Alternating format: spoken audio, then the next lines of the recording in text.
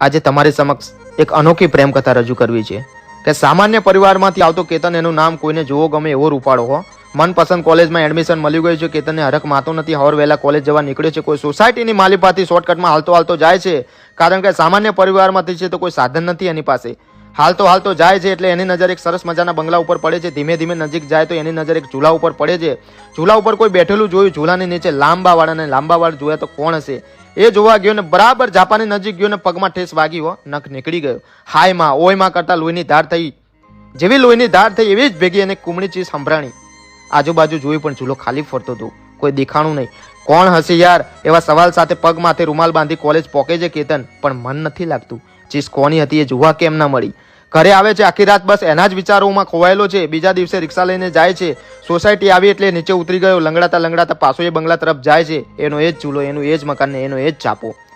અને કોઈ બેઠેલું જોયું. કોણ બેઠું છે જોવા જાય ને પાછી જ એ જગ્યા ઉપર ઠેસ વાગે છે. હો બાપ, તમર ચડી ગયા કેતનને. આખે અંધારા આવી ગયા અને કહેવાય કે વીજળીની ઝડપે ઝાપો ખુલ્યો ને સામે છોકરી ઊભી છે.